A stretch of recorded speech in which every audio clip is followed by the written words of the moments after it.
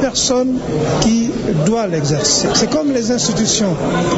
Elles ne sont que ce qu'en font les personnes qui en sont les animateurs. Si un juge veut être indépendant, il n'y a rien à faire, il le sera. S'il ne veut pas être indépendant, vous n'y pouvez rien, il ne sera pas indépendant. C'est un débat à la limite même surréaliste. Dans un pays qui se dit démocratique et dans un état de droit. RFM, la radio de toute l'actualité. 12h05, le marché, le point du jour sur le sucre. À Guédiawaye, la baisse n'est pas appliquée par certains commerçants. Le kilogramme est vendu entre 600 et 700 francs CFA parfois, alors que le gouvernement avait indiqué un prix inférieur. Salif Sow. Que nous allons... Marché Ndiarème, des clientes se bousculent devant un magasin. Parmi elles, Thioro, une mère de famille perturbée par la cherté, dit-elle, du prix du sucre. Le kilogramme se change à 700 francs, mais ça c'est cher. Ils refusent d'appliquer la mesure. 700 francs ou 600 francs CFA le kilogramme, chaque commerçant en fait à sa tête. Le prix du kilogramme du sucre local ne se change toujours pas partout à 580 francs. Déplorable. C'est difficile, c'est dur et c'est compliqué. Nous avons besoin vraiment de sucre importé. Je m'appelle Ibrahima. Le sucre importé n'est pas encore arrivé ici. Les propos de ce grossiste accroché à l'entrée de son magasin n'augurent rien de bon pour le consommateur. Le gap de 60 000 tonnes de sucre sera certes comblé, mais cela peut ne pas déteindre sur le prix. Ils ont seulement dit le prix, c'est à 27 900. Le sac n'a pas changé. Détail 600 francs, 580 francs. Sucre local ou importé, peu importe pour les consommateurs. Ceux-ci ne veulent plus acheter le produit à un prix d'or.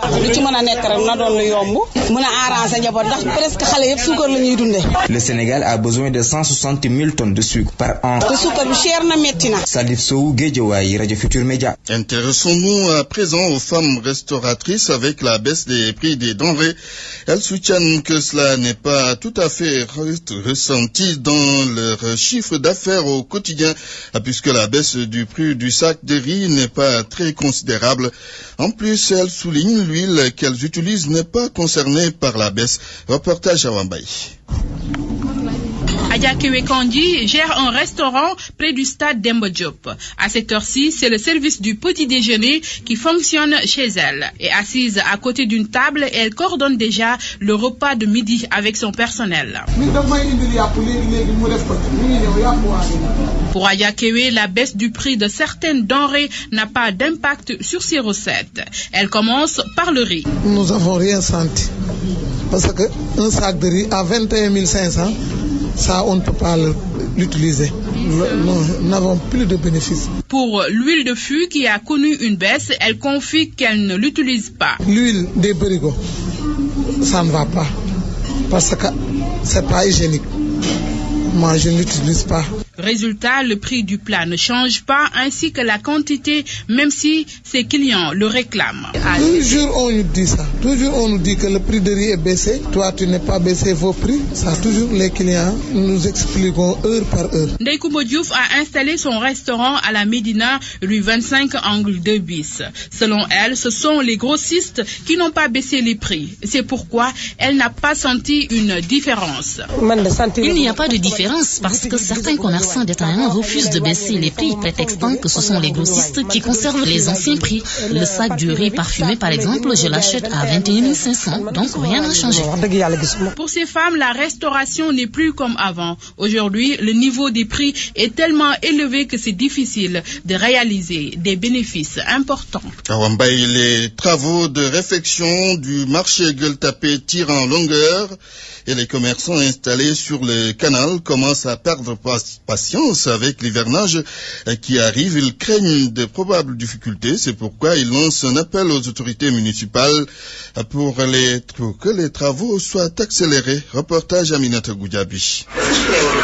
Comme une centaine d'autres commerçants, Massamba s'installe sur le canal de la Gueule Tapée depuis près de 6 mois. Pour cause, la mairie procède à des travaux de réfection d'une partie du marché. Lesquels travaux jugés trop longs. Lorsqu'on nous a déplacés, on nous avait dit que les travaux ne dépasseraient pas 6 mois. Et maintenant, on constate que les choses ne bougent pas du tout. Devant un étal de salade, Awa Sané l'air fatigué, sent son petit commerce menacé. L'hivernage s'installe et le canal n'est pas le lieu propice pour vendre. On est pressé parce qu'il y a l'hivernage, on n'a pas protégé en haut. Parfois, si l'hivernage arrive, on est très fatigué avec l'hivernage. On est pressé pour que le travail finisse, qu'on entre dedans. Moi, ça ne m'arrange pas. Cette autre vendeuse dit la même chose. Outre la longue durée des travaux, les commerçants déplacés dénoncent l'étroitesse des nouvelles places qui sont en train d'être construites. Les places sont très petites, il ne faut même pas 1 mètre carré. Et vraiment, ça ne nous arrange pas. Là de patienter, ces vendeurs demandent aux autorités municipales de s'occuper de leur situation. Ce matin, sur les lieux du grand chantier, nous n'avons trouvé que 2 maçons. Le fisc et les lutteurs, la reine brasse des millions de francs CFA. Les services des impôts semblent plus que jamais déterminés à ne plus ignorer cette niche rentable. Toutefois, c'est moutuche et bouche cousue pour les différents acteurs. Makumambo s'est intéressé à la question. Il n'y a pas très longtemps, les lutteurs pouvaient brasser des millions au nez et à la barbe du fisc. Même si une sorte d'omerta entoure la question, l'on sait que le service des impôts a enjoint certains lutteurs de s'acquitter au plus vite de leurs impôts. En effet, les lutteurs comme les autres citoyens sont assujettis au paiement des 10 impôts. À eux de choisir maintenant la catégorie qui leur correspond, à savoir ou le centre des grandes entreprises avec un chiffre d'affaires de plus d'1 milliard de francs CFA, le centre des moyennes entreprises qui concerne les chiffres d'affaires de 200 millions à 1 milliard de francs CFA, puis suivent les centres fiscaux courants présents à travers les localités du Sénégal.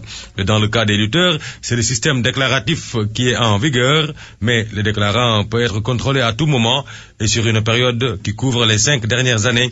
Et en cas de déclaration inexacte, des procédures de redressement existent et sont mises en branle.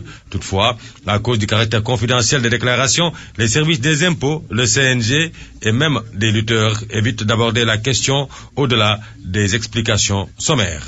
RFM, fréquente modulation 94.0, la radio en puissance. Antoine Diouf. Un sujet décalé dans ce journal, il s'agit de l'interprétation de rêve. Le rêve est-il la réalisation d'un désir refoulé ou la prémonition, c'est-à-dire qui annonce le futur? Chacun a sa conviction. L'interprétation des rêves, il y a ceux qui y croient, mais pour d'autres, cela n'est pas nécessaire. La parole aux uns et aux autres. Dienava Seydouba.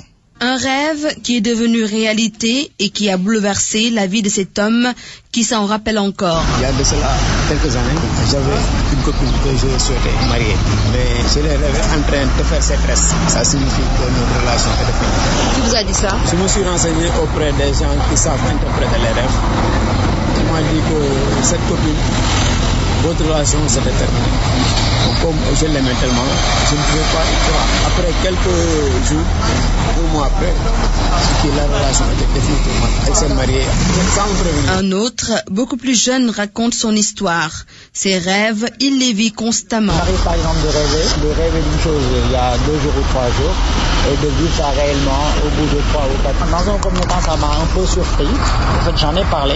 Pour moi, c'était bizarre et c'était pas normal. Donc, à la longue, je me suis habitué à ça. Et quand vous avez demandé quand même la signification, vous avez été rassuré? Oui, ça m'a rassuré. Donc, comme c'était pas inquiétant, donc j'ai essayé de vivre avec. Tout le contraire de nos 2 premiers interlocuteurs, Sorna Khan refuse systématiquement de verser dans l'interprétation des rêves. Des interprétations, ça dépasse ce que vous... C'est comme aller chez le médecin pour voir si on est malade ou quelque chose comme ça. Les rêves nous parlent. Les interpréter n'est pas une obligation, mais la curiosité pousse la plupart des Sénégalais à décortiquer ces images qu'on voit en dormant. L'interprétation des rêves ne date pas d'aujourd'hui, explique Oustaz Abdou Karim Ba de la RFM TFM. Selon lui, cela relève du don de Dieu. Nous l'écoutons au micro de Sornana Tambay.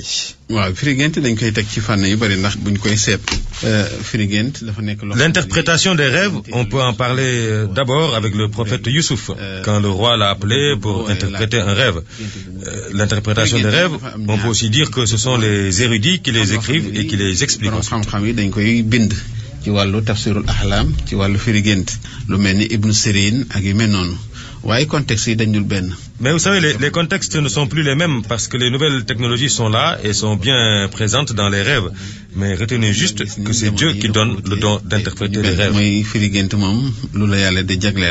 nga xam ko ndax Allahu fa'al lima yurid yàlla mooy def lu ko neex yahdi man yasha ila siratul mustaqim mooy jubal ku ko neex ci jox ko xam-xam te loolu moom wax dëgg yàlla daal moo koy maye. RFM. L'actualité internationale. Bonjour Sokhna Natambaye. Bonjour Antoine Diouf. La frontière entre le Mali et le Burkina Faso a été le théâtre de violentes heurts interethniques. Au moins 25 Burkinabés tués, un drame qui s'est produit entre mardi et jeudi. À l'origine, un banal litige entre Peul et Dogon. Louise Sarr, stagiaire à la RFM. Ces échauffourées entre Peul originaires du Burkina Faso et Dogon du Mali ont provoqué la mort d'au moins 25 Burkinabés. Le conflit est survenu dans le village malien de Sari, non loin de la frontière. Un correspondant de l'agence d'information du Burkina nous informe que les Peuls protestaient contre la semence faite par les Dogons maliens agriculteurs sur les périmètres réservés au passage de leurs troupeaux. Ces affrontements ont entraîné le déplacement massif d'environ 800 à 1 millier de Peuls vers le Burkina. Cette liste risque de s'allonger selon un responsable burkinabé, mais du côté malien, aucune information du fait de l'absence d'un interlocuteur. La question maintenant est de savoir si ces violences sont liées à l'instabilité politico-militaire malienne. Justement, parlant de cette crise, Antoine, le président de la transition, John Kounda Traoré, est toujours en France pour subir des examens médicaux après son agression lundi dernier. Toutefois, la continuité de l'État est assurée par le Premier ministre Cheikh Modibo Diarra. Un décret a été signé avant le départ de John Kounda Traoré. À Bissau, le représentant du secrétaire général de l'ONU a rencontré des responsables de l'UA, de la CEDEAO, de l'Union européenne et des syndicats. Des consultations en vue d'aider le pays à traverser sa crise politico-économique. 49e anniversaire de la journée de l'Afrique, occasion saisie pour s'interroger sur l'Union africaine. Mais tout d'abord sur l'organisation de l'unité africaine au UA, parce qu'il y a eu cette instance avant l'UA. Pour Yorodia, analyste politique, ces deux organisations ont failli sur le plan économique et ont été mises sur pied sans préalable. Yorodia, que nous écoutons. L'OUA s'était donné pour mission de décoloniser le continent et quand l'OUA est devenue l'Union africaine, presque tout le continent avait été décolonisé. Mais l'OUA a échoué sur un fait particulier parce que l'OUA avait écrit dans sa charte l'intangibilité des frontières héritées de la colonisation et on a vu ce que l'Union africaine a repris d'ailleurs, que l'Érythrée est devenue indépendante, le Soudan est devenu indépendant et le Soudan du Sud est devenu indépendant. Ce qu'il faut dire, par exemple, sur l'Union africaine a beaucoup de problèmes. Parce que si vous voyez aujourd'hui le débat sur l'Union européenne ou la Grèce, qui est quand même le berceau de l'Europe, parce que l'idée d'Europe est née en Grèce, la Grèce risque d'être exclue de l'Europe pour des questions budgétaires. Mais est-ce que vous avez jamais entendu l'Union africaine que les gens parlent de politique fiscale commune ou bien de politique agricole commune? Ce qui fait que le problème de l'Union africaine, c'est un club géographique. Pour être membre de l'Union africaine, il suffit juste d'être sur le continent. Vous avez vu, l'Europe a mis 40 ans pour en arriver à l'Europe des 27, et puis l'Union africaine, en une nuit, ils ont, dans un désert libyen, peut-être inspiré par la nuit du désert, ils ont dit, oui, mais on va passer de l'organisation de l'unité africaine à l'Union africaine. Sans pour autant qu'il y ait eu des préalables, des critères de convergence, c'est absolument rien. Et c'est pourquoi je dis souvent, l'Europe est un club économique, donc il y a des critères rigides pour intégrer le club, alors que l'Union africaine est simplement un club géographique. Il suffit juste d'être sur le continent pour faire partie de l'Union africaine. C'est ça qui fait, à mon avis, le problème fondamental de l'Union africaine. Et puis, élection présidentielle en Égypte, les premières tendances se dessinent. Alors, il y aura très certainement un second tour entre Mohamed Morsi, candidat des islamistes, et Ahmed Shafik. Le premier tour s'achève donc presque dans le calme. Abdourahmane Diallo, stagiaire également à la RFM. Le second tour de la présidentielle en Égypte opposera le candidat des frères musulmans, Mohamed Morsi, au dernier premier ministre du président déchu Moubarak Ahmad Shafik. L'annonce est de la confrérie islamiste. Elle s'est basée sur le dépouillement de 90% des bulletins de vote. 50 millions d'électeurs étaient appelés à choisir. 50 millions d'électeurs étaient appelés à choisir entre 12 candidats pour ce premier tour. Le scrutin s'est déroulé sans incident majeur. Seules quelques irrégularités ont été signalées. Des militants de certains partis qui payent des électeurs ou encore qui induisent des illettrés en erreur. Une coalition de 128 ONG avait déployé des observateurs dans tout le pays. Elle publiera son rapport après l'annonce officielle des résultats. C'est la première fois depuis des décennies que les Égyptiens choisissent librement leur chef d'État.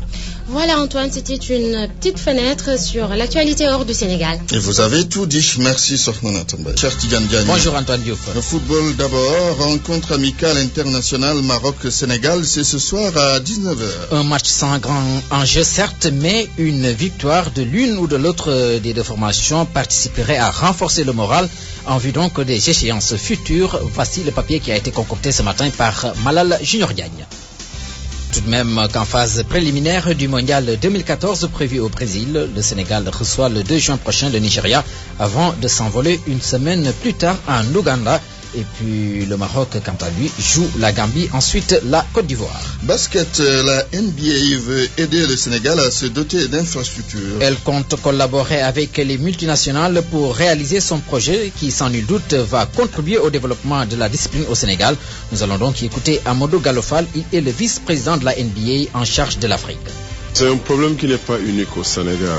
Et vous serez surpris, il y a certains pays en Afrique qui n'ont pas de salle du tout pour déplorer effectivement ce manque d'infrastructures. Et au niveau de la NBA, lorsque nous avons entamé notre programme, ce projet de développement à la base, nous savons que nous devons d'abord et avant tout nous focaliser sur le développement des infrastructures. Parce qu'il faut que le jeu devienne accessible. Et c'est notre objectif avec nos partenaires. Comme que ce soit Nike ou Coca-Cola, Adidas, de les encourager à venir investir avec nous et en même temps que les autorités de différents pays pour développer ces infrastructures-là. Est-ce que là vous avez un projet pendant avec le Sénégal ou pas? Le Sénégal fait partie de l'un de nos pays prioritaires avec le Nigeria, le Kenya, l'Angola et l'Afrique du Sud. Forcément, nous reconnaissons la forte tradition d'un basket qui existe au Sénégal. C'est la raison pour laquelle on est là et on va encore être beaucoup plus actifs pour le développement du jeu et aussi une collaboration plus étroite avec les autorités. L'actualité sportive en plus bref. De basketball avec la 8e journée des playoffs chez les messieurs et les dames qui ont été donc rapprochés. Ces compétitions, elles démarrent ce vendredi chez les dames et chez les messieurs à Marius Ndiaye ce soir avec les filles Sibac Gia suivies de l'Union sportive de Wakam contre Dakar University Club. Chez les messieurs à Joseph Gaï, Saint-Louis Basket Club fait face à l'équipe de Ziguinchor Basket Club. L'intégralité des rencontres du week-end très prochainement dans nos éditions à venir. Et nous parlons de la jeunesse de la Médina qui à travers les sports veut lutter contre la violence dans la société en général et dans le quartier en particulier. À cet effet, un tournoi de football a été organisé. La finale se joue ce soir au stade Demba Diop. Elle va opposer la rue 25 à la rue 15. Voilà qui met un terme à cette page de sport, Antoine Diouf. Merci, cher Tidiane Diagne. Parole aux auditeurs. L'actualité, qu'en pensez-vous? Moi, je pense que vous devez. Réagissez dans nos éditions d'information sur l'actualité. Bonjour. Oui, bienvenue sur cette antenne d'RFM. Du lundi au vendredi, vous avez la parole sur RFM. Les entreprises étrangères favorisées au détriment du privé sénégalais, les nationaux veulent une plus grande part des marchés. Que pensez-vous de cette réclamation dont a fait état le CNP? Débat vers 12h30. Critique Média. Regard critique sur l'actualité dans les médias. Presse écrite, parlée, audiovisuel, Internet. Critique Média Yoromanga. Merci et bienvenue dans Critique Média. Restons avec les faits divers, sujet de Critique Média il y a une semaine. Cette fois-ci, on va évoquer la vidéo obscène balancée sur la toile. La bande audio a été diffusée sur Zik FM. Le rédacteur en chef de cette radio s'explique, Birahim Touré. Le journaliste a un rôle dans la société. Et c'est toujours dans le cadre de ce rôle que nous avons dans la société d'éduquer que une partie du son de cette vidéo a été diffusée dans la rubrique TEF qui, comme on le sait, revient sur des faits de société juste pour vendre, comme on le dit, mais surtout pour éduquer les gens, montrer aux gens qu'il y a des faits de société assez déplorables qui sont là au Sénégal et en même temps alerter, à savoir les autorités, le pouvoir public, les parents, pour ce qui concerne notamment ces jeunes filles, pour que nul ne puisse en ignorer, dans la mesure où on le sait, au Sénégal, il y a des faits qui sont cachés. Il faudrait qu'on les dévoile pour permettre à tout un chacun de savoir ce qui devait être fait, surtout pour les gouvernements et donc pour l'État. Sur ce plan-là, je ne pense pas qu'il fallait justement cette mise en demeure, dans la mesure où ce n'est pas la première fois, par exemple, qu'on est à traiter des faits de société qui peuvent peut-être choquer, entre guillemets, l'entendement de tout un chacun. Le CNRA, lui, parle de vidéos pornographiques. Une mise en demeure a même été servie à la radio Zik FM. Modou Ngom du Conseil national de régulation de l'audiovisuel menace. On a entendu la diffusion d'éléments de vidéos pornographiques, il faut le dire, même si c'était audio, mais c'est une vidéo pornographique qui a été diffusée. Et les termes qui ont été entendus ont été des termes clairs, très clairement pornographiques. Et cela n'est pas permis pour une radio qui n'est pas cryptée, qui va partout, qui est entendue, audible partout, dans les foyers et encore à une heure de grande écoute. Cela n'est pas du tout possible. Et on a reçu beaucoup d'appels des gens qui s'indignaient. Et donc nous, on a fait juste le minimum. On a servi une mise en demeure pour dire stop, ça ne peut pas continuer. Si vous rediffusez, il y aura sanction.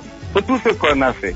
On a entendu maintenant par la suite beaucoup de commentaires désobligeants, mais ça ne nous fait pas reculer. S'il y a rediffusion de cet élément, il y aura des sanctions. Et des sanctions, le maximum de sanctions prévues par la loi. On ne fera pas moins, on ne fera pas plus, mais on fera appliquer la loi dans toute sa rigueur, parce que ce type de vidéo n'est pas possible. La diffusion de ce type n'est pas permis ni à la télévision ni à la radio. Et nous veillerons à ce que cela ne soit pas du tout diffusé dans l'audiovisuel sénégalais. Merci, c'est tout pour Critique Média.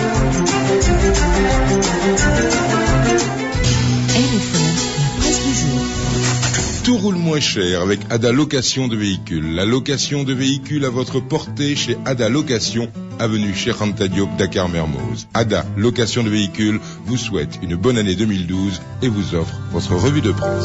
La presse du jour avec Makouma Mbodji, bonjour. Bonjour à tous. L'arrivée du nouveau pouvoir semble ouvrir une véritable boîte de Pandore. Le mode de gestion du précédent régime est tout bonnement sidérant. Libération nous parle ce matin de MDL, Mineral Deposit Limited, la société qui exploite l'or de Sabodala. Cette fois, c'est d'un décret que parle le journal. En date du 11 octobre 2011, il est signé par Maître Wade et Maître Madické Niang, qui était Premier ministre par intérim. Le décret concède le tronçon ferroviaire Thiès-Mekhe et Thiès-Dakar à MDL. Libération parle d'un cadeau offert à cette société après l'or de Sabodala. Et nous parlons à présent de Maître Wade. Le quotidien nous apprend ce matin que l'ancien chef de l'État cherche des avocats de façon désespérée. C'est pour mener ses actions judiciaires contre l'État. Maître Boukounta Diallo, Maître Mbaye Dieng auraient décliné l'offre. Alors reste à Maître Wade ses fidèles robes noires, Souleymane Ndéné Ndiaye ou Maître Madické Niang, à moins que Maître Wade lui-même ne se fasse son propre avocat. Le quotidien informe qu'il prévoit une conférence de presse pour s'expliquer sur les accusations à son encontre. Dans un autre domaine, Maître Wade envisage de quitter la scène politique après les législatives. L'AS s'en réfère à des confidences du pape du Sopi au PCR du département de Thiès. Et pour rester dans le cadre de la politique, le même journal LAS nous dit que Pape Diop et compagnie vont être traduits aujourd'hui devant la commission de discipline du PDS. Cet homme semble bien remonter contre l'IGE. Ahmed Khalifa Niass dément Nafingom dans Sud du Quotidien. L'IGE a dit un mensonge, dit-il. L'ancien ministre conseiller de Wade, chef de la mission de promotion de la nouvelle capitale administrative entre 2007 et 2009, il réfute les allégations de l'IGE en ce qui concerne de quelconques milliards dépensés par la mission de promotion de cette nouvelle capitale. Direct Info reste également avec le leader des FAP. Ahmed Khalifa Niass épingle l'IGE, déclare ce journal. Suppression des agences. Le patronat exige d'autres têtes à Macky Sall, titre de Walfadjri ce matin. Le journal revient ainsi sur la conférence de presse du CNP hier. Les patrons qui estiment, cités par le journal, que la rationalisation prônée par le nouveau pouvoir doit se poursuivre au niveau des structures d'appui au secteur privé. L'on y constate en effet doublons et chevauchement. Depuis quelques jours, une affaire de mœurs impliquant 5 jeunes filles défraie la chronique. Le Populaire nous indique que le diffuseur de la vidéo des lesbiennes a été arrêté. Une sorte de retour de bâton pour ce dernier qui avait agi par vengeance après avoir été plaqué par une des filles impliquées dans cette affaire. D'ailleurs, l'une d'elles a été la copine d'un ministre de Wade, d'un chanteur puis d'un buteur des Lions, précise l'Observateur. L'Observateur qui a réussi par ailleurs à mettre la main sur Pierre Lechantre, celui qui avait été pressenti pour diriger les Lions, explique pourquoi il a refusé le poste et dément avoir signé un quelconque contrat avec Al Arabi. Quant à Metsu, il doit se taire d'après Lechantre. Le milieu de la lutte secoué par l'affaire Homocène Luc Nicolaï. Enquête évoque le procès tenu hier et titre un combat à 800 millions de francs CFA. Il s'agit de la somme que le promoteur réclame aux lutteurs. L'AS rappelle que le promoteur poursuit Homocène pour escroquerie portant sur 20 millions de francs CFA. Tout est parti d'un contrat de lutte signé par Atta et engageant le lutteur pour un combat qui n'a pas eu lieu parce que rejeté par Homocène justement. Verdict le 5 juillet prochain. Wolf Grand Place parle aussi de ce procès et revient surtout sur le promoteur Gaston Beng qui a fait le show d'après ce journal. Lutte toujours, Sunu Lamb fait parler Modulo depuis les USA. Modulo qui demande mais pourquoi je ne peux pas battre Gris. Nous terminons par du football avec le match amical Maroc-Sénégal prévu à 19h ce vendredi. Les Lions défient leur bête noire selon Stade qui rappelle que le Sénégal n'a jamais battu les Marocains chez eux. 27 matchs en tout, 14 victoires pour le Maroc, 5 victoires pour le Sénégal, 7 matchs nuls. Mais pour le moment, Joseph Koto, l'entraîneur des Lions, se veut optimiste et compte, dit-il, mettre en place une bonne équipe. Merci d'avoir suivi et bonne journée à tous. Ada Location de Véhicules vous a offert votre revue de presse. Tout roule moins cher avec Ada Location de Véhicules. Et puis cette information, l'ancien président de la République, Maître Abdoulaye Wade, face à la presse cet après-midi, nous y reviendrons. Point de vue. Regard croisé sur l'actualité du jour.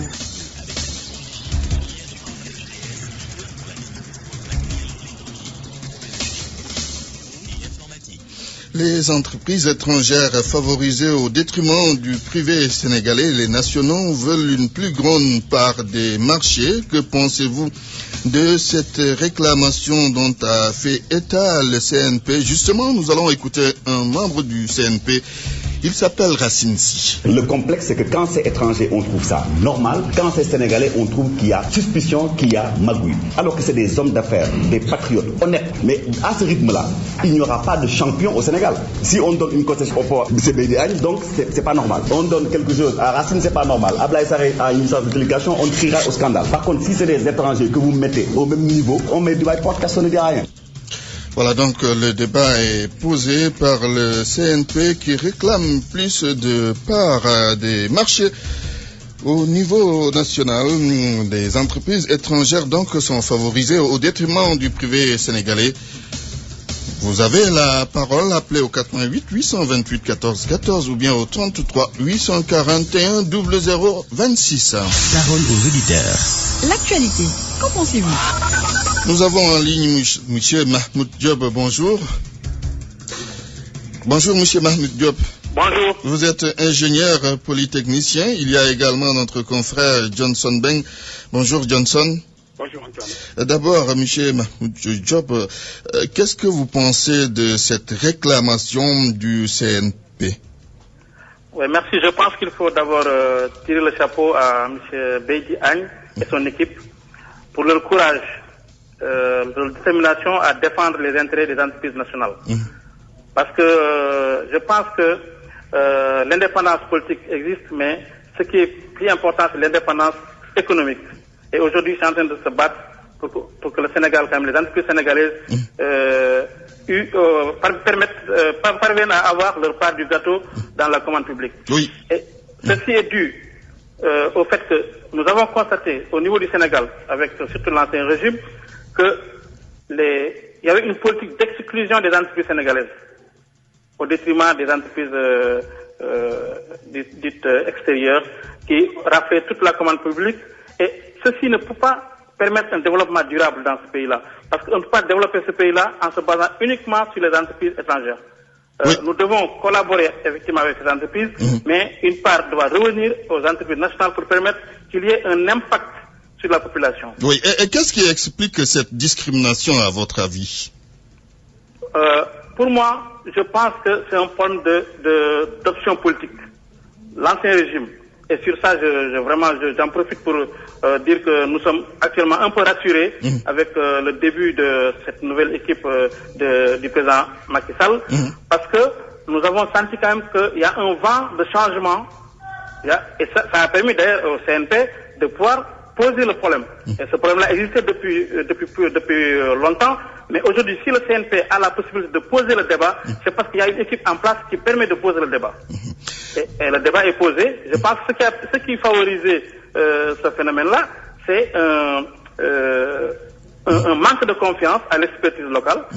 Et nous savons que toutes les entreprises qui viennent de l'extérieur aussi, arrivées au Sénégal, s'appuient sur l'expertise locale et les retombées sont éjectées du pays. Ce qui fait que le Sénégal a effectué énormément de travaux, énormément de chantiers, et il n'y a pas eu d'impact sur la population qui revendique en disant oui, les routes ne se mangent pas, effectivement, parce que tout ce qui devait retomber au niveau de la population en utilisant les entreprises locales est éjecté du pays. Donc les populations regardent ces installations, regardent ces infrastructures, mais n'ont aucune retombée au niveau de la panier du ménagère, n'ont aucune retombée au niveau de leur vie, de leur quotidien. Très bien. Merci, monsieur Mahmoud Diop, ingénieur polytechnicien. Johnson Beng, cette affaire dont parle le CNP, dont parle également monsieur Mahmoud Diop, c'est-à-dire la discrimination en faveur des entreprises étrangères au détriment des entreprises nationales, qu'est-ce que vous en pensez? D'abord, Antoine, il faut se féliciter du débat posé par le Conseil national du patronat. Mais je pense que le problème qui se pose réellement, c'est qu'il faut que les autorités compétentes organisent tout cela autour d'un texte législatif ou réglementaire. Par le biais d'un vote d'une loi sur la préférence nationale. Parce que s'il n'y a pas de texte réglementaire ou législatif, les entreprises locales seront toujours secteur en rade.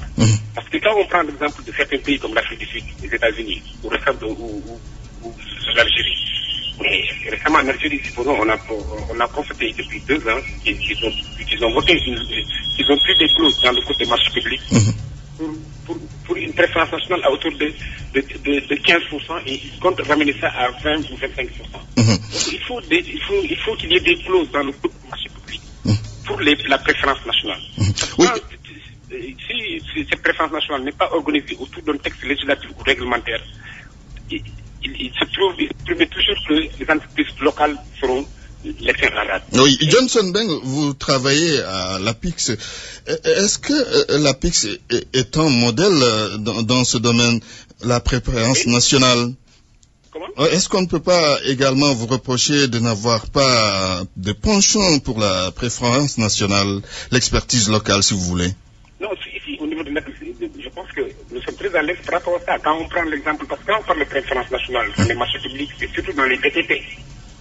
Parce que la commande publique, souvent, c'est au niveau des PTP. En ce qui concerne l'APIX, je vous donne un exemple. Dans le cadre de l'autoroute à péage, quand les autorités lançaient l'appel d'offres pour l'autoroute à péage, pour la réalisation de l'autoroute, il y a toujours des critères. Même il y a des critères qui peuvent exclure les entreprises locales. Quand on dit qu'il faut que l'entreprise en BTP ait une expérience de réalisation d'une autoroute, aucune entreprise locale n'a jamais réalisé une autoroute à Dakar, au Sénégal, non. Ok, maintenant, il se trouve que ces entreprises-là vont nouer des groupements. C'est le cas de l'autoroute à péage. L'entreprise Jean Lefebvre a noué un groupement avec une entreprise chinoise qui est connue dans le cadre de réalisation d'autoroutes. C'est le groupement Enanchine Jean Lefebvre qui a réalisé le tronçon Padoua Malaisie. Il y a le groupement espagnol MSF qui a réalisé Pékin Padoua. Et il y a le groupement Eiffage, Fougerolles ancienne Eiffage Sénégal qui réalise l'autoroute de Pékin à Kermassar. Donc ici, il y a des groupements. Parce que, Antoine, il faut dire une chose. Il y a même des critères qui excluent d'office les entreprises nationales. Comme l'exemple que je t'ai donné tout de suite. Et au niveau du port de Dakar, quand on faisait la concession à Dubaï Port World, le critère qui a exclu les entreprises locales, c'est quoi? Il faut avoir réalisé 1 500 000 conteneurs par an. Or, la capacité du port de Dakar ne fait même pas 500 000 tonnes. 500 000 conteneurs par an. Vous voyez ce que je veux dire? Oui. Donc, l'entreprise locale est d'office exclue. Oui, tout à fait. Il y a des critères qui excluent l'entreprise locale. Mais tout cela doit être organisé autour d'un texte réglementaire ou législatif. Parfait. Alors, merci Johnson Beng, journaliste chargé de presse à l'APIX. Nous sommes en ligne avec le patron de la CNES, président Mansour Kama. Bonjour. Bonjour. Oui, Mansour Kama, les entreprises sénégalaises sont exclues au détriment, en faveur donc des entreprises étrangères. Quel est le problème à votre avis? Écoutez, je pense qu'il y a un problème de texte. Je pense que c'est ce que vient de dire M. Johnson Beng. Maintenant, ce qu'il faut regretter, c'est que les textes sont faits par le Sénégal, par l'État du Sénégal, par l'administration sénégalaise, même si c'est en relation avec les partenaires de développement.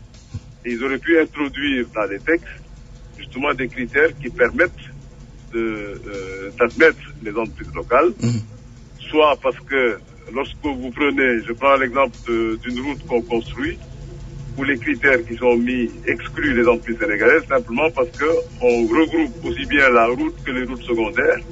On ne tronçonne pas le projet de manière à pouvoir permettre aux entreprises sénégalaises de soumissionner. Résultat des courses, les entreprises étrangères qui ont peut-être des années devant elles de réalisation raflent la mise. Donc, je crois que c'est dans nos textes, et en tout cas au niveau de la CNES, nous l'avons souligné en ce qui concerne l'autorité des marchés publics, qu'il faudrait revoir deux choses, le classement des entreprises donc, et ensuite évidemment il faut que les critères, on puisse les abaisser de sorte qu'on admette un certain nombre d'entreprises locales dans ces grands marchés, parce que ces marchés peuvent être découpés de manière à leur permettre non seulement de se mettre en groupement, mais aussi de pouvoir performer au même titre que les entreprises étrangères. Mais tant que nous avons des critères d'exclusion, c'est sûr que cette situation-là va durer. Okay. Alors, Président Mansour Kama, est-ce que vous pouvez nous dire à quel niveau, à quel pourcentage les entreprises sénégalaises sont, en ce qui concerne les marchés qu'on attribue de façon générale? Écoutez, je dois dire quand même que sans verser dans ce qu'on pourrait appeler un euphémisme économique, je suis tout à fait conscient d'une chose, c'est que la bataille que nous avons menée pour avoir un code des marchés plus transparent et qui exclut le gré à gré a permis quand même un nombre important d'entreprises sénégalaises de pouvoir gagner des marchés. Le problème, il est posé très souvent au niveau des grands travaux d'infrastructure. Et c'est là où effectivement le pourcentage est relativement faible, même si je constate que quelques entreprises sénégalaises, bon, je ne vais pas citer ici pour faire de la publicité, quand même interviennent. Mais, de toute évidence, nous sommes dans un pays qui est appelé à faire de grandes constructions en matière d'infrastructure. Si d'ores et déjà, on ne modifie pas les textes pour permettre aux entreprises locales, aux entreprises sénégalaises de soumissionner et de jouir d'une certaine préférence nationale, jamais ces entreprises ne franchiront le cap qui leur permettra non seulement de développer leurs activités au Sénégal et d'avoir des parts de marché plus conséquentes, mais surtout de conquérir la sous-région. Parce que nous avons les ressources humaines, nous avons les capacités, nous avons les expertises. Et si vous êtes bloqué dans votre pays, très souvent vous vous rendez compte que quand vous allez ailleurs, les gens peuvent vous regarder drôlement en disant mais comment se fait-il que vous n'avez pas pu le faire chez vous? C'est clair. Et vous venez le faire chez nous. Très bien.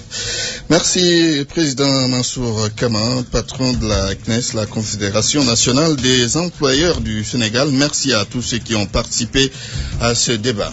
C'était Point de vue avec la Maison de l'Égypte, filiale du groupe NGS, leader dans la distribution de matériel électronique, électroménager, mobilier de bureau et informatique. Parlez français. Parlez français. Grammaire. Orthographe et sens des mots. Dans la langue de Molière. Avec Mantouré. Bonjour à toutes et à tous et bienvenue. Parlons aussi de idem et de ibidem. Idem, I-D-E-M, et ibidem, I-B-I-D-E-M. Bien, allons-y. Idem est un mot latin signifiant la même chose qu'on emploie pour éviter les répétitions. Il est principalement en usage dans les comptes, les inventaires, les tables, les citations. Il est souvent abrégé en ID. 2 draps de coton, 2 thés, idem. Quant à ibidem, il est également un mot latin qui signifie au même endroit. Il s'abrège en ni, B-I-D, ibid. on s'en sert ordinairement dans les citations pour marquer que le mot ou la phrase qu'on cite se trouve à l'endroit déjà indiqué dans la citation précédente. Exemple, Flaubert, correspondance, 3, 159, idée. Merci, Yadma. RFM Midi. RFM Midi, la météo. Des nuages seront observés sur le sud-est du pays avec une chaleur intense, 40 degrés à Tambacounda, à 39 à Kédougou. Les températures diurnes dans le nord du pays vont atteindre les 43 degrés. À Saint-Louis, le temps sera plus clément avec 24 degrés. Ce sera également le cas à Thiès et Dakar avec 27 degrés. C'est la fin de ce grand journal. Je vous rappelle les titres. Antoine Diouf. L'impunité au cœur des débats entre les parquetiers et le ministère de tutelle. Aminata Touré se porte garante du respect de la justice. Tous les citoyens seront égaux devant la loi, tel a-t-il déclaré donc le ministre de la Justice, s'est par ailleurs prononcé sur les longues détentions avec quelques solutions. Le fisc et les lutteurs, la reine brasse des millions de francs CFA. Les services des impôts semblent plus que jamais déterminés à ne plus ignorer cette niche rentable. Marché Gueule-Tapée, les travaux de réfection traînent. Les commerçants installés sur le canal s'impatientent. Selon eux, l'hivernage risque de créer des désagréments. Au marché Ndiarène de Guédiawaye, les commerçants ignorent les nouveaux prix appliqués au sucre. Il ne reste pas la mesure. Cette même mesure n'a pas trop impacté sur les chiffres d'affaires des restauratrices. C'est un reportage d'Awambay que vous avez suivi dans ce grand journal. Le sujet du jour porte sur l'interprétation des rêves. On y croit ou on n'y croit pas. Les uns et les autres se prononcent sur cette très vieille pratique. Des affrontements interethniques à la frontière entre le Mali et le Burkina Faso font 25 morts côté burkinabé. Et puis, football, rencontre amicale internationale Maroc-Sénégal, même objectif, gagner pour se faire le moral après l'échec de la CAN. Ensuite, engager les préliminaires du Mondial 2014. Journal présenté par Antoine Diouf à la technique, Chérif Cheikh Ahmed Tidiane Diop. À 13h, retrouvez Malal Junior Diagne pour l'édition en Wolof. Ce journal a été réalisé par Daouda Diouf, régisseur d'antenne Papou Mardiao. Excellent après-midi à toutes et à tous. Voici Djalkati Fibar.